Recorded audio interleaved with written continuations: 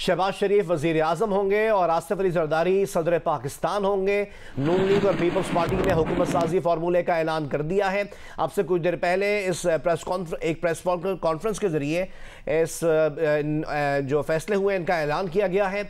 Governor Punjab एक जियाला होगा। नून league Sindh और बलूचिस्तान के गवर्नर नामजद करेगी। चेयरमैन सेनेट पीपल्स पार्टी और डेप्यूटी चेयरमैन नून लीग का होगा।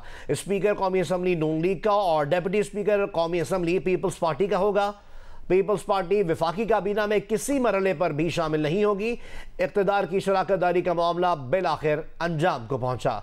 कामयाब मुज़ाकरात हुए और कामयाब मुज़ाकरात के बाद रहनुमाओं ने एक प्रेस कॉन्फ्रेंस के जरिए इन फैसलों का ऐलान किया।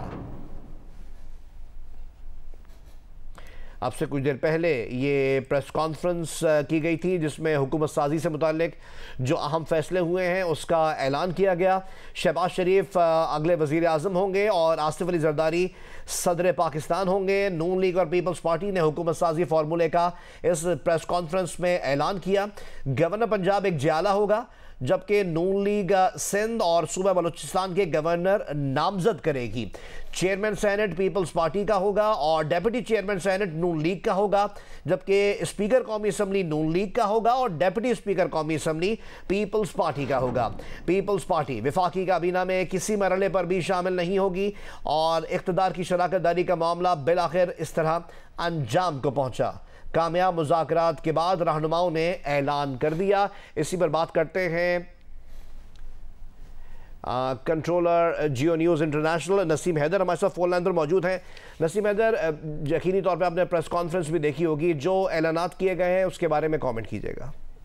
देखिए, अभी नून लीग और पीपल्स पार्टी के आज के मुज़ाकरात बाकी हैं और यानी एक ऊँट तो करवट बैठ गया है और दूसरा ऊँट अभी करवट बैठना बाकी है। आपको मालूम है कि पीएमएलएन की 79, पीपल्स पार्टी की 54 और एमकेएम की 17 नशिस्तें हैं। तो जो आज मुज़ाकरात हो रहे हैं उसमें भी ये तो वाज़ेह नहीं कि एमकेएम और जो नून लीग के मुज़ाकरात होंगे उसमें क्या गवर्नर सिंध का ओहदा एमकेएम को नून लीग दे देगी, मगर ये बात तय है कि एमकेएम जरूर जोर देगी कि गवर्नर सिंध का जो ओहदा है वो एमकेएम ही को दिया जाए, क्योंकि 17 नशिस्तों का मामला है। 17 नशिस्तों के साथ अगर एमकेएम इत्तेहाद में जाएगी तो वो कोई बगैर अहम ओहदा लिए नहीं होगी। और कामरान पिशोरी ने न सिर्फ चूंकि अपनी साख जो है वो अपने कामों से बनाई है, बल्कि एमकेएम की साख को भी बेहतर किया है। तो वो चाहेंगे कि कम से कम गवर्नर का ओहदा तो उनके पास रहे। और फिर अभी आपने देखा कि कुछ देर पहले जो शहबाज शरीफ ने प्रेस कॉन्फ्रेंस की उसमें उन्होंने कहा एमकेएम को भी उन्होंने इत्तेहादी कहा था। तो इसका मतलब ये कि नून लीग ने पीपल्स पार्टी से मुज़ाकरात में ये तो तय करा लिया है कि वो सिंध के गवर्नर को खुद नामजद करेगी, मगर गालिबन ये इसलिए किया गया है ताकि जो एमकेएम से मुज़ाकरात हों उसमें पीपल्स पार्टी का असर ना हो, बल्कि वो नून लीग आज़ादाना तौर पर इस बात का फैसला करे कि वो ये ओहदा जो है वो एमकेएम को देगी या नहीं। अच्छा, एक रिफ्ट हम देखते हैं सिंध के मामला में, खासतौर पर कराची के मामला में पीपल्स पार्टी और एमकेएम पाकिस्तान के बीच में रहती है। उस रिफ्ट का क्या असर जो हम फेडरल में भी देखेंगे, क्योंकि उसका असर कुछ अच्छा नहीं रहा कि जब बड़े फैसले करने होते हैं तो वही रिफ्ट कभी कभी इत्तेहादी हुकूमत में मसाइल खड़े कर देती है। तो नून लीग के लिए एमकेएम और पीपल्स पार्टी की जो एक रिवायती रिफ्ट है सिंध में, खासतौर पर कराची में, वो नून लीग के लिए मसाइल पैदा नहीं कर सकती, आपको लगता है?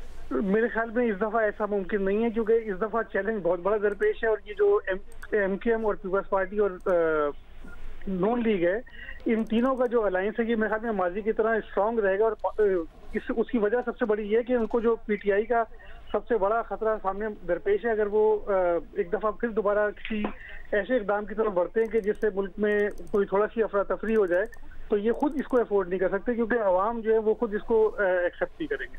और वफाकी काबीना में शामिल ना होने का जो बयान पीपल्स पार्टी की तरफ से पहले भी दिया गया और अब तो पंजाब हुकूमत में भी बोल दिया गया कि पीपल्स पार्टी उसमें भी वजारतें नहीं लेगी, तो आप क्या समझते हैं कि ये फैसला कायम रह पाएगा? देखिए, ये कहना बहुत मुश्किल है कि ये फैसला कायम रह पाएगा, इसलिए क्योंकि ये शायद ये वक्त के साथ साथ देखा जाएगा, क्योंकि ये बेसिकली लगता है कि वो पीटीआई को काउंटर करने की कोशिश है ताकि पीपल्स पार्टी जो है वो एक स्ट्रॉन्ग पोजीशन में भी रहे, ताकि वो चेक एंड बैलेंस के तौर पर जो है वो नून लीग को बार बार खबरदार कर सके कि ये इकदाम ठीक नहीं और वो इकदाम ठीक नहीं, ताकि एक ओपोजिशन का किरदार भी उसके पास रहे। लेकिन ये नहीं कहा जा सकता कि हतमी तौर पर पीपल्स पार्टी किसी भी मरहले पर जाके नहीं देगी, जबकि आज कहा गया कि किसी भी मरहले पर ऐसा नहीं होगा।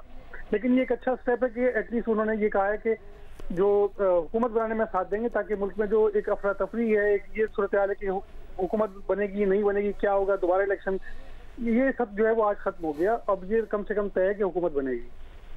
बहुत बहुत शुक्रिया नसीम हैदर इस प्रेस कॉन्फ्रेंस पर कमेंट करने के लिए।